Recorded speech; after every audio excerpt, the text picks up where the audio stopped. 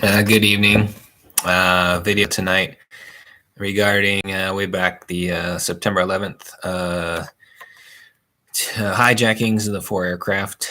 I just have my opinion on that, which is based on thorough research and knowledge. And some people may disagree with what I have to say, but just the way I see it, and you can't completely disregard what I have to say. But basically, and this was never really addressed at the time. Even maybe in the September 11th Commission report, they issued what happened, but I never had the time to read that. I'm not a big reader of big books.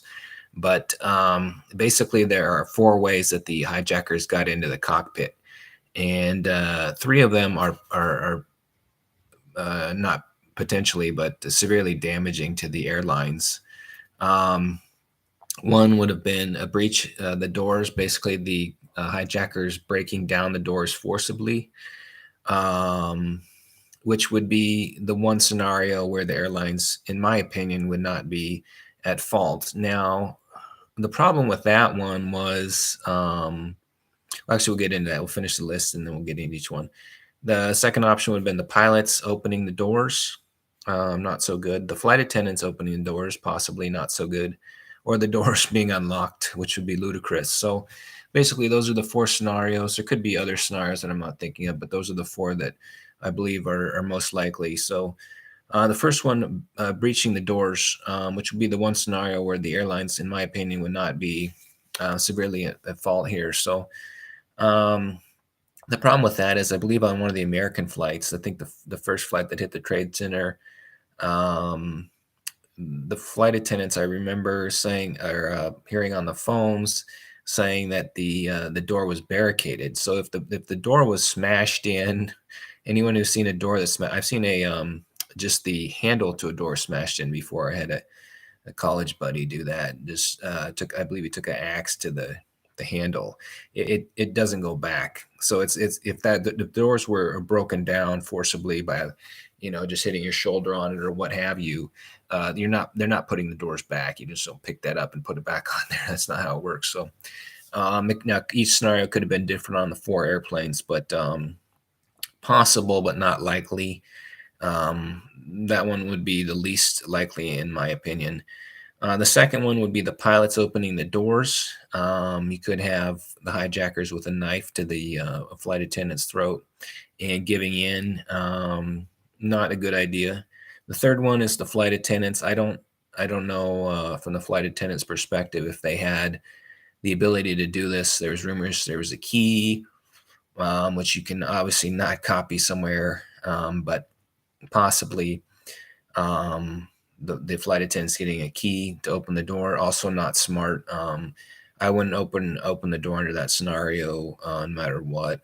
Of course, now is different, but you don't want to do that, obviously, from what happened. But the fourth one would be unlocked, which is ludicrous. Now, there also was a rumor on the internet that the door was not required to be locked, and most stories show that the door was supposed to be locked. It was an FAA rule at the time that the door had to be locked. So they possibly could have been unlocked, but it was definitely supposed to be locked. So the last three scenarios are very damaging to the airlines. You don't want to make the situation worse.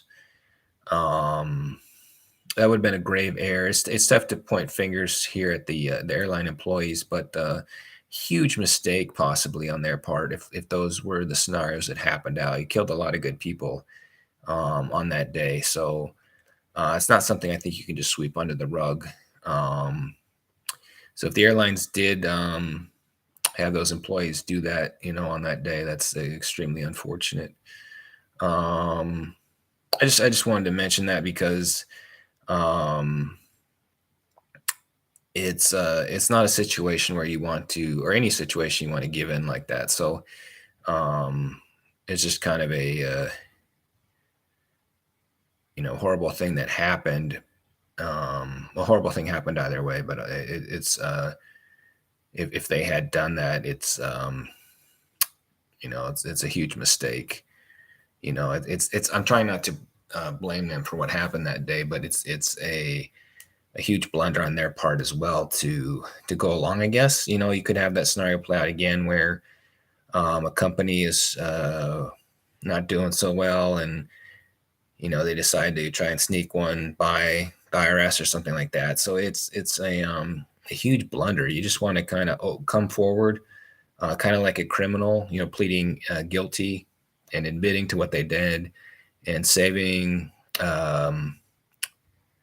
the death sentence on their part, but just kind of coming forward and stopping the damage. So it's in my opinion that's probably what happened, and it is extremely unfortunate that they did that because they killed a lot of good people on that day.